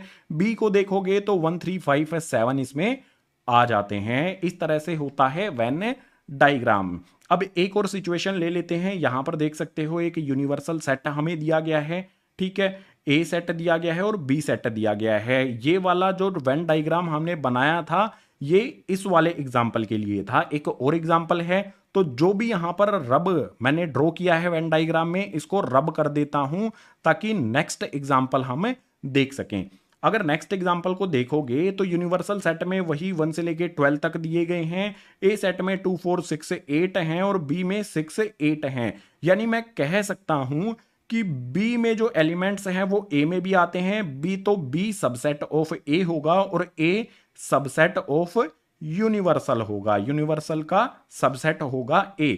तो इसको किस तरह से शो किया जाएगा, सबसे पहले तो ये हमारा हो गया यू, सबसे छोटा सेट है उसका सर्कल बनाएंगे। ये हमारा क्या हो गया, बी हो गया है, ठीक है। बी में कितने एलिमेंट्स हैं, 6 है और 8 है। इसके बाद हम ए वाला बना देंगे, ठीक है। ये हमारा ए का हो गया। ए में देख सकते हो 6 और 8 तो पहले से ही आ जाते हैं। उसके बाद बचा कौन सा है, यहां पर हमारा 2 आ जाएगा, यहां पर हमारा 4 आ जाएगा। इनके अलावा जो भी एलिमेंट्स बचे हैं उनको भी लिख दो। कौन कौन से बचे हैं, हमारे 1 बचता है तो यहां पर आ गया 1। उसके बाद हमारा 3 आ जाएगा, देन हमारा 5 आ जाएगा, देन हमारा इसके बाद 7 आ जाएगा, देन हमारा 9 आ जाएगा, यहां पर 10 लिख दो, यहां पर 11 आ जाएगा, देन यहां पर हमारा 12 आ जाएगा। अगर आप देखोगे बी सेट में हमारा 6 और 8 आता है। ए सेट में देखोगे तो हमारे 4 एलिमेंट्स आते हैं, 2 4 6 8, ठीक है। 2 4 6 8 ये ए सेट के अंदर आ जाते हैं। इस तरह से वेन डायग्राम बनाए जाते हैं। अलग अलग क्वेश्चन के लिए अलग अलग तरह का डिजाइन बनेगा आपका वेन डायग्राम के लिए। अब वेन डायग्राम का यूज करके क्या क्या चीजें हमें करनी है ये समझेंगे अगले पेज पर। वेन डायग्राम से हम सेट्स का ऑपरेशन करेंगे, यानी कि कोई दो सेट्स हैं उनका यूनियन, इंटरसेक्शन और डिफरेंस, 3 चीजें हम समझेंगे। तो ऑपरेशन ऑफ सेट्स में 3 चीजें यहां पर हैं। सबसे पहले बात करेंगे हम यूनियन ऑफ सेट की, उसके बाद इंटरसेक्शन ऑफ सेट्स की एंड डिफरेंस ऑफ सेट्स की। यूनियन ऑफ सेट्स की बात करते हैं। यूनियन का मतलब क्या होता है, इकट्ठा यूनियन बना लेना अपनी, ठीक है। तो यूनियन के लिए सिंबल यूज किया जाता है, उस सिंबल को बता देता हूं। यूनियन के लिए जो सिंबल यूज किया जाता है वो इस तरह का होता है, ठीक है। यू की तरह सिंबल यूज किया जाता है यूनियन के लिए। कोई भी दो सेट का यूनियन अगर हमें बनाना है तो उसके लिए इस सिंबल का यूज करेंगे। इसका वेन डायग्राम कैसे बनेगा वो भी आपको बताऊंगा। सो यूनियन ऑफ सेट्स क्या होता है, two sets A and B, union of A and B contain all the elements of A and B. कोई दो सेट है, मान लो हमारे पास ए और बी, उन दोनों सेट्स का यूनियन क्या होगा, जिसमें ए और बी सेट के सारे एलिमेंट्स आ जाएंगे। एग्जाम्पल से बता देता हूं, जैसे यहां पर ए और बी हमारे दो सेट हैं, ठीक है। ए और बी का यूनियन मुझे लिखना है, तो यूनियन के लिए सिंबल कौन सा यूज करूंगा, यू की तरह सिंबल लगेगा यहां पर, ठीक है। तो ए यूनियन बी, इसका ए यूनियन बी क्या हो जाएगा, हमारा कर्ली ब्रैकेट लगाएंगे। ए यूनियन बी में सारे के सारे एलिमेंट्स आएंगे, ए के भी और बी के भी। अगर हमने यहां पर यूनियन का साइन लगाया है तो ए और बी सेट के सारे एलिमेंट्स यहां पर हमें लिख देने हैं। तो यहां पर आ जाएगा हमारा 1, ए सेट के एलिमेंट्स लिखता हूं पहले, 2 3 4 5 6 7 और 8, ये तो मैंने लिखे हैं अभी ए वाले सेट के। अब आप कहोगे बी वाले सेट के लिखो। बी में हमारा 6 7 8 9 10 11 आता है। कोई भी एलिमेंट रिपीट नहीं होना चाहिए। देखो 6 7 8 6 7 8 दोनों में कॉमन आता है, हमें रिपीट नहीं करना है। हमें 8 के बाद जो नंबर्स आते हैं, 6 7 8 के बाद हमारे 9 10 11 आते हैं, इनको लिख देना है, ठीक है। तो यहां पर आ जाएगा 9 10 एंड 11। जो भी हमारा यूनियन ऑफ सेट होता है उसमें ए और बी सेट के सारे एलिमेंट्स आते हैं और कोई भी एलिमेंट रिपीट नहीं होना चाहिए। इस बात का भी आपने ध्यान रखना है। अब यहां पर एक बात समझो, इसका वेन डायग्राम हम किस तरह से बनाएंगे। देखो, यूनियन जब बनता है किन्हीं भी दो सेट्स का, तो ये तो हमारा हो गया यूनिवर्सल सेट। अब इसका जो भी वेन डायग्राम है, ए के लिए हमने ये सर्किल बना लिया, बी के लिए हमने ये सर्किल बना लिया, ठीक है। अब ए हमारा ये, बी हमारा ये। ए सेट में हमारे कौन कौन से एलिमेंट्स आते हैं, 1 2 3 4 5 6 7 8 है। हम जब भी यूनियन के लिए वेन डायग्राम बनाएंगे तो हमें देखना है कॉमन कौन कौन से एलिमेंट्स हैं। यहां पर 6 7 8 आता है, ए वाले में भी 6 7 8 आता है। तो उनको इस बीच वाले पार्ट में, जो ये बीच वाला पार्ट है ना, जो भी कॉमन है उनको यहां पर लिखा जाएगा। यहां पर हमारा 6 आ जाएगा, 7 आ जाएगा और 8 आ जाएगा। यहां पर हमने क्यों लिखा है, क्योंकि ये ए वाले सर्किल में भी आ जाएंगे और देखोगे तो बी वाले सर्किल में भी ये तीनों एलिमेंट्स आ जाएंगे। अब ए के एलिमेंट्स कौन कौन से हैं इसके अलावा, 1 है, 2 है, 3 है, 4 है, 5 है, उसके बाद 6 7 8 यहां पर आ गए हैं। इसी तरह से बी में 6 7 8 तो यहां पर आ गए। इसके अलावा 9 10 11 है, तो यहां पर आ जाएगा हमारा 9 10 आ जाएगा और यहां पर आ जाएगा 11। ये होता है हमारा Venn diagram union of set के लिए, ठीक है। अगर यूनियन ऑफ सेट की बात करते हैं तो इस तरह का वेन डायग्राम यहां पर बनता है। अब यूनियन ऑफ सेट कुछ प्रॉपर्टीज को फॉलो करता है, ये भी आपके लिए जरूरी होती है। कम्यूटेटिव लॉ को फॉलो करता है, एसोसिएटिव को, लॉ ऑफ आइडेंटिटी को, आइडोपोटेंट लॉ को और लॉ ऑफ यू को भी। यू यानी कि यूनिवर्सल सेट को ये फॉलो करता है। अब ये चीजें क्या क्या हैं डिटेल में आपके लिए यहां पर लिखता हूं। कम्यूटेटिव लॉ का मतलब होगा कि अगर हम यूनियन करते हैं ए यूनियन बी, तो वो इक्वल होता है बी यूनियन ए के। ए यूनियन बी करो या फिर बी यूनियन ए करो, बात एक ही होगी, एक दूसरे के ये इक्वल होंगे। इसके बाद एसोसिएटिव में अगर हम पहले कोई 3 सेट दिए गए हैं, सपोज करो अगर हम ए यूनियन बी करते हैं, उसके बाद यूनियन करते हैं सी के साथ, तो ये इक्वल होता है गाइस हमारा A union B union C के, ठीक है। यहां पर डिफरेंस क्या है ये समझो। देखो, हमने पहले ए और बी का यूनियन किया, उसके बाद सी के साथ यूनियन हमने बनाया, और यहां पर बी यूनियन सी हमने पहले किया और ए के साथ में बाद में यूनियन बनाया। तो कुछ भी कंडीशन हो, अगर कोई 3 सेट हैं, तीनों का यूनियन हम किसी भी तरह से बना लें, वो एक दूसरे के इक्वल ही रहेंगे। इसके बाद लॉ ऑफ आइडेंटिटी में अगर हमारा ए सेट दिया गया है, उसका यूनियन हम बनाते हैं फाई यानी कि एम्प्टी सेट के साथ। ए यूनियन एम्प्टी सेट, तो ये इक्वल होता है गाइज ए के। बहुत सिंपल है। इसके बाद आइडोपोटेंट में होता है, अगर हम कोई ए सेट हमारा दिया गया है, उसका यूनियन हम करते हैं ए सेट के ही साथ, तो वो इक्वल होता है फिर से यहां पर ए के। इसे कहा जाता है आइडोपोटेंट लॉ। और इसके बाद लास्ट में law of you, you means universal set है। अगर कोई ए सेट हमारा है, उसका हम यूनियन करते हैं यू यानी कि यूनिवर्सल सेट के साथ, तो उसका रिजल्ट हमें यूनियन सेट ही मिलता है। ये चीजें आपको ध्यान रखनी है जब भी हम सेट्स का यूनियन बनाएंगे। अब यूनियन ऑफ सेट के बाद बारी आ जाती है इंटरसेक्शन ऑफ सेट्स की। इसको समझने के लिए मूव करते हैं गाइस नेक्स्ट पेज पर। ऑपरेशन ऑन सेट्स में हमारा नेक्स्ट है इंटरसेक्शन ऑफ सेट्स। इंटरसेक्शन के लिए हम जो सिंबल यूज करते हैं, यूनियन का अलग सिंबल होता है। अगर हम यूनियन का उल्टा कर दें, ठीक है, उल्टा यू बना दें, तो ये इंटरसेक्शन का सिंबल हो जाता है। अब इसमें दिया है 2 sets A and B, intersection of A and B contain common elements of A and B. मान लो कोई 2 सेट हमें दिए गए हैं ए और बी, उन दोनों का इंटरसेक्शन क्या होगा, उसमें क्या एलिमेंट्स आएंगे, ए और बी में जो कॉमन आते हैं उन एलिमेंट्स को इंटरसेक्शन ए बी में लिखा जाएगा। एग्जाम्पल के लिए हमारे पास ए सेट है, बी सेट है, इसके एलिमेंट्स जो भी दिए गए हैं आपको दिखाई दे रहे हैं। हमें अगर इनका इंटरसेक्शन लिखना है तो ए लगाएंगे, उसके बाद इंटरसेक्शन का सिंबल एंड बी यहां पर लिखेंगे।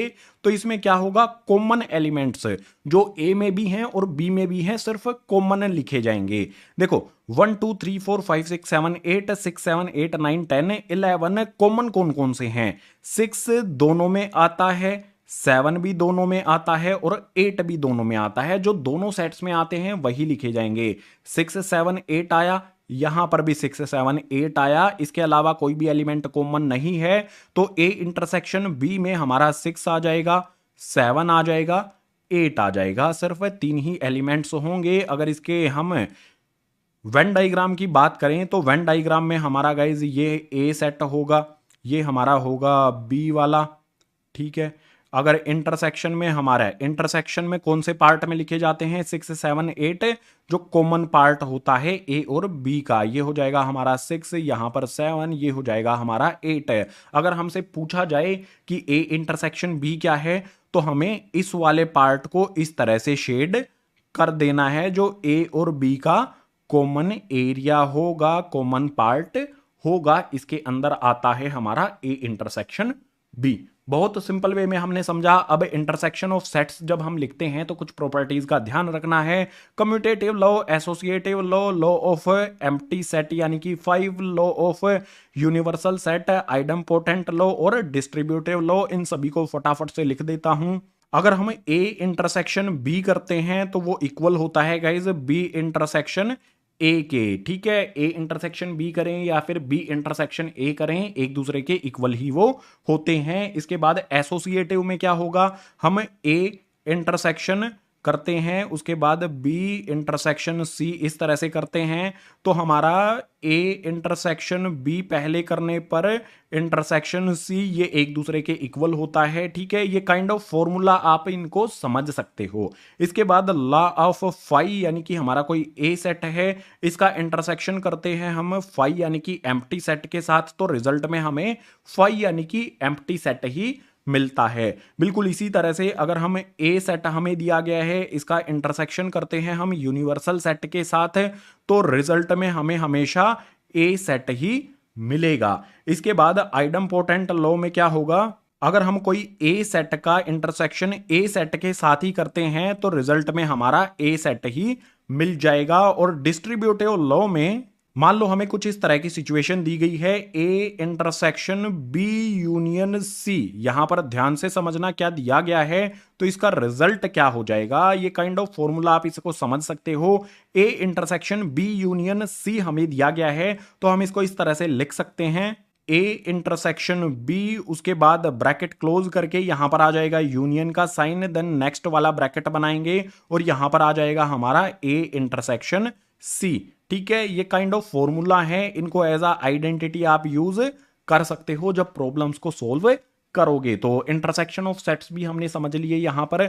अब डिफरेंस ऑफ सेट्स कैसे फाइंड करते हैं, कोई दो सेट दिए गए हैं उनका डिफरेंस कैसे निकालना है और उसका वेन डायग्राम कैसा होगा, इसको समझने के लिए मूव करेंगे नेक्स्ट पेज पर।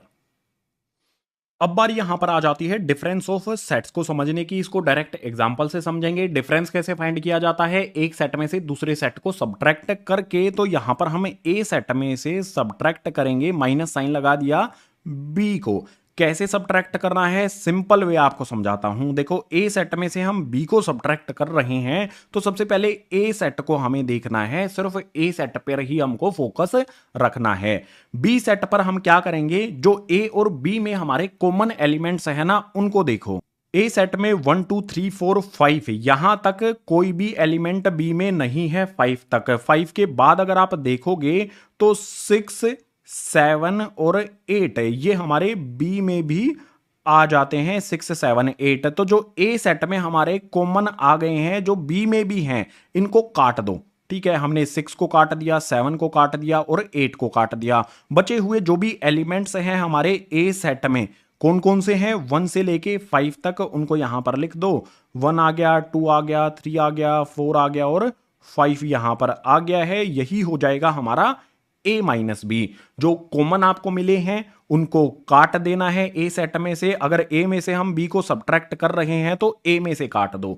अगर हम बी में से ए को सब्ट्रैक्ट करेंगे तब क्या रिजल्ट होगा, बी माइनस ए अगर मैं करता हूं तो यहां पर इस तरह से मुझे करली ब्रैकेट लगाना है। करली ब्रैकेट हमेशा आपको लगाना है, ठीक है। अब क्या रिजल्ट होगा अपना ये देखते हैं। देखो गाइज यहां पर हमारा 6 7 8, फिर से आप देखोगे 6 7 8 ए वाले में भी आता है और बी वाले में भी आता है। तो हम क्या करते हैं, बी वाले में से काटेंगे 6 7 8 को। बी में से ए को सब्ट्रैक्ट कर रहे हैं तो अब की बार बी में से काटेंगे। ए में से बी को सब्ट्रैक्ट कर रहे थे तो हमने ए वाले सेट में से कट किए थे जो भी कॉमन थे।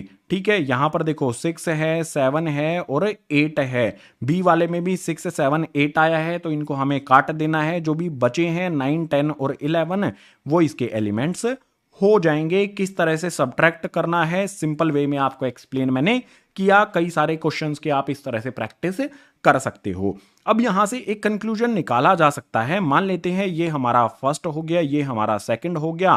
फर्स्ट और सेकंड से हम ये कंक्लूजन निकाल सकते हैं कि अगर हम ए में से बी को माइनस करते हैं और बी में से हम ए को माइनस करते हैं तो वो दोनों एक दूसरे के इक्वल नहीं हमें मिलेंगे। रिजल्ट जो होगा वो अलग अलग होगा, एलिमेंट्स जो हैं वो अलग अलग हमें मिलेंगे। ए माइनस बी करने पर और बी माइनस ए करने पर वे एक दूसरे के इक्वल नहीं होंगे। माइनस कैसे करना है और एक पॉइंट यहां पर मैंने बता दिया। इस तरह से डिफरेंस फाइंड किया जाता है किन्हीं भी दो सेट्स का। अब अगर इसके वेन डायग्राम की हम बात करते हैं तो यहां पर ठीक है, ये हमारा हो गया है गाइज ए सेट के लिए, ये हो गया है हमारा बी सेट के लिए। रब करके दोबारा से बनाता हूं, थोड़ा सुंदर सा बनाते हैं। ठीक है, ये हमारा हो गया है गाइज ए के लिए, ये हमारा हो गया है बी के लिए। ठीक है, नाम भी यहां पर लिख देते हैं, एक सेकंड। ये ए, ये हो गया हमारा बी के लिए। अब ए सेट में हमारे ए माइनस बी हमने किया है, तो ए माइनस बी वाला पार्ट कौन सा है? जो ए माइनस बी वाला पार्ट है उसको मैं इस तरह से येलो कलर से शेड कर रहा हूं। ठीक है, ये हमारा पार्ट है ए माइनस बी का। वेन डायग्राम में अगर हमें a माइनस बी शो करना है, a में से अगर b को हम सब्ट्रैक्ट करेंगे उसको वेन डायग्राम में कहां पर शो करेंगे? a माइनस बी में जो भी हमारे एलिमेंट्स है ना, a माइनस बी वाले यहां पर आ जाएंगे। 1 आ जाएगा, 2 आ जाएगा, 3 आ जाएगा, यहां पर आ जाएगा 4, यहां पर आ जाएगा हमारा 5। यानी कि जो ये वाला पार्ट मेरा है, ठीक है, ये वाला पार्ट, इतना पार्ट ये क्या है मेरा? a माइनस बी है। ए माइनस बी वाला जो पार्ट है इसकी आउटलाइन मैं ऑरेंज वाले कलर से कर देता हूं। ठीक है, ये मेरा पार्ट जो है यहां पर ये हो जाएगा मेरा ए माइनस बी। अगर मैं बात करूं यहां पर बी माइनस ए की, तो यहां पर जो बी माइनस ए है उसमें हमारे कौन कौन से एलिमेंट है? 9 है, 10 है और 11 है। बी माइनस ए वाला कौन सा पार्ट होगा? ये ग्रीन कलर से जो मैं आउटलाइन करी है मैंने, ये वाला पार्ट मेरा है बी माइनस ए का। ठीक है, यहां पर ये वाला पार्ट हो जाएगा मेरा बी माइनस ए वाला। आप कहोगे ये वाला बीच वाला पार्ट बच गया है। बीच वाला पार्ट क्या होता है? इंटरसेक्शन वाला पार्ट होता है। तो इस ये वाला पार्ट हो जाएगा मेरा ए इंटरसेक्शन बी। ठीक है ना, इस तरफ हमारा ये वाला जो पार्ट है इतना, ये वाला होगा हमारा a माइनस बी। उसके बाद बीच में जो कॉमन वाला पार्ट यहां पर है इसे कहेंगे a इंटरसेक्शन बी। और ये वाला जो पार्ट हमारा ग्रीन कलर शेडेड पार्ट जो है, ग्रीन कलर से जिसको आउटलाइन किया है, ये होगा हमारा b minus A. Difference of sets के जो वेन डायग्राम है वो भी मैंने आपको एक्सप्लेन किए। अब चैप्टर का एक नेक्स्ट लास्ट कॉन्सेप्ट बचा है, उसके लिए मूव करते हैं गाइज अगले पेज पर। चैप्टर के इंट्रोडक्शन का लास्ट हमारा कॉन्सेप्ट आता है कॉम्प्लीमेंट ऑफ अ सेट। इसको समझने के लिए मान लो हमारे पास एक सेट यूनिवर्सल है और एक सेट है ए। ठीक है, एक यूनिवर्सल सेट है, एक ए सेट है। अब कॉम्प्लीमेंट ऑफ सेट ए की बात हम कर रहे हैं, तो complement of A is all element of U which are not the element of A. जो यूनिवर्सल सेट के एलिमेंट्स हैं वो सारे के सारे आएंगे, लेकिन ए वाला एलिमेंट कोई भी नहीं होगा कॉम्प्लीमेंट ऑफ सेट ए में। एग्जांपल से बताऊं उससे पहले यहां पर हमारे लिए एक चीज लिखी है, कॉम्प्लीमेंट ऑफ ए सेट का कॉम्प्लीमेंट क्या होगा? ए डैश होगा। ठीक है, ए के ऊपर इस तरह से छोटा सा कोमा हमें लगा देना है, इसका मतलब होगा कॉम्प्लीमेंट ऑफ ए। ठीक है, अब यहां पर कॉम्प्लीमेंट ऑफ ए की जो जनरल फॉर्म है वो क्या होती है? कॉम्प्लीमेंट ऑफ ए इक्वल होता है x such that x belongs to universal set and x not belongs to A. जो हमारा एक्स है वो ए सेट से बिलोंग नहीं करेगा, यूनिवर्सल सेट से सिर्फ वो बिलोंग करेगा। एग्जाम्पल से समझ जाओगे, यहां पर हमारे पास एक यूनिवर्सल सेट है जिसमें एलिमेंट्स 1 से 12 तक दिए गए हैं। एक ए सेट है जिसके एलिमेंट्स 2 4 6 8 हैं। अगर हमें ए सेट का कॉम्प्लीमेंट लिखना है तो उसमें हमारा कोई भी ए सेट का एलिमेंट नहीं होना चाहिए। यूनिवर्सल सेट के सारे एलिमेंट आ जाएंगे ए एलिमेंट्स को हटाकर, ए वाले सेट के एलिमेंट्स को हटाकर। तो देखो ए वाले सेट में हमारे पास 2 है, 4 है, 6 है, 8 है। यूनिवर्सल सेट में से हम इन्हीं को काट देंगे। हम 2 को काट देंगे, 4 को काट देंगे, 6 को काट देंगे, 8 को काट देंगे। इसके अलावा जो बचा है वो ए कॉम्प्लीमेंट हो जाएगा, यानी कि यहां पर हमारा 1 आ जाएगा, 3 आ जाएगा, 5 आ जाएगा, देन हमारा 7 आ जाएगा, उसके बाद हमारा 9, 10, 11 और 12, ये सारे के सारे एलिमेंट्स यहां पर आ जाएंगे। हमने क्या किया, जो ए सेट में हमारे एलिमेंट्स आए थे वो ए कॉम्प्लीमेंट में नहीं आएंगे। बहुत सिंपल चीज है ना। अब यहां पर हम क्या करेंगे, इसका वेन डायग्राम बनाएंगे। वेन डायग्राम के लिए ये हमारा यूनिवर्सल सेट होता है, ठीक है, पूरा का पूरा स्क्वायर सॉरी रेक्टेंगल हमारा यूनिवर्सल सेट होता है। इसके अंदर ए सेट हमारा ये वाला हो गया। ए के अलावा जो भी यूनिवर्सल सेट में ये पार्ट बचा है, इसको मैं शेड कर देता हूं। जो ये शेड मैं कर रहा हूं, पूरा का पूरा शेड करता हूं, एक सेकंड गाइज। ये जो भी ग्रीन कलर से मैंने यहां पर शेड किया है, आई नो मेरी ड्राइंग बहुत बुरी है, लेकिन आप समझ गए होंगे। जो भी ये ग्रीन कलर से मैंने शेड किया है, ये होगा हमारा ए कॉम्प्लीमेंट है। अंदर ये वाला ए सेट हमारा हो जाएगा। इसके अलावा जो ग्रीन शेडेड पार्ट है वो ए कॉम्प्लीमेंट को शो करेगा। कॉम्प्लीमेंट ऑफ अ सेट क्या होता है, एग्जाम्पल और वेन डायग्राम दोनों चीजें समझ ली, लेकिन अभी इस कॉम्प्लीमेंट ऑफ सेट में कुछ प्रॉपर्टीज हैं, वो भी हमें समझनी है। उसके लिए मूव करते हैं नेक्स्ट पेज पर। इस पेज पर हम प्रॉपर्टीज को समझेंगे। इसमें हमारी कॉम्प्लीमेंट सेट की प्रॉपर्टीज हैं, कौन कौन सी हैं। कॉम्प्लीमेंट्री लॉ को फॉलो करता है, लॉ ऑफ डबल कॉम्प्लीमेंट होता है, law of empty set, law of universal set और डी मॉर्गन्स लॉ। ये सारे लॉ फॉलो यहां पर करेगा जब हम कॉम्प्लीमेंट सेट लिखेंगे। इन चीजों को हमें ध्यान में रखना है। अब इनके बारे में फटाफट से लिख देता हूं। कॉम्प्लीमेंट्री में सबसे पहले अगर हमारे पास कोई ए सेट है, इसका इंटरसेक्शन करते हैं हम ए कॉम्प्लीमेंट के साथ, तो ये इक्वल होगा एम्प्टी यानी कि फाई के। और दूसरी कंडीशन भी यहां पर आती है इसी कॉम्प्लीमेंट्री लॉ में। अगर हमारे पास कोई ए सेट है, इसका हम यूनियन करते हैं ए कॉम्प्लीमेंट के साथ, तो ये इक्वल होता है यूनिवर्सल सेट यानी कि यू के। इन चीजों का आपने ध्यान रखना है। लॉ ऑफ डबल कॉम्प्लीमेंटेशन की बात यहां पर करते हैं। मान लो हमारे पास कोई ए सेट है, इसका कॉम्प्लीमेंट हमने 2 बार कर दिया। इस पे देखो 2 बार डैश मैंने लगाया है, एक ये लगा दिया, एक ये लगा दिया। 2 बार अगर किसी सेट का हम कॉम्प्लीमेंट करते हैं तो वो सेट खुद बन जाता है। अगर ए का हमने 2 बार कॉम्प्लीमेंट किया है तो वो ए के इक्वल हो जाएगा। इसके बाद आगे यहां पर है लॉ ऑफ एम्प्टी सेट है। अगर हम एम्प्टी सेट हमारा क्या होता है, फाई होता है। अगर हम फाई का कॉम्प्लीमेंट करते हैं, डैश मैंने लगा दिया है फाई के ऊपर, अगर फाई का मैंने कॉम्प्लीमेंट किया है तो ये इक्वल हो जाएगा यूनिवर्सल सेट के। अगर हम यूनिवर्सल सेट का कॉम्प्लीमेंट करते हैं, यू पर मैंने ये कॉम्प्लीमेंट कर दिया, तो ये इक्वल हो जाता है गाइस फाई यानी कि एम्प्टी के। अब इसमें सबसे इंपॉर्टेंट होता है D Morgan's law. D Morgan's में लेट्स सपोज हमारे पास ए यूनियन बी है और ए यूनियन बी का हम कॉम्प्लीमेंट करते हैं, तो ये इक्वल हो जाएगा A complement intersection B complement के। बिल्कुल इसी तरह से अगर हमारे पास मान लो ए इंटरसेक्शन बी, इसका हमें कॉम्प्लीमेंट अगर हमने कर दिया तो ये इक्वल हो जाएगा guys A complement union B complement के। इन चीजों का आपने ध्यान रखना है जब भी हम कॉम्प्लीमेंट ऑफ सेट्स करेंगे, तो ये प्रॉपर्टीज आपको फॉलो जरूर करनी पड़ेंगी, अन्यथा आपके क्वेश्चंस गलत हो जाएंगे। ये था लास्ट कॉन्सेप्ट इस सेट वाले चैप्टर के इंट्रोडक्शन का।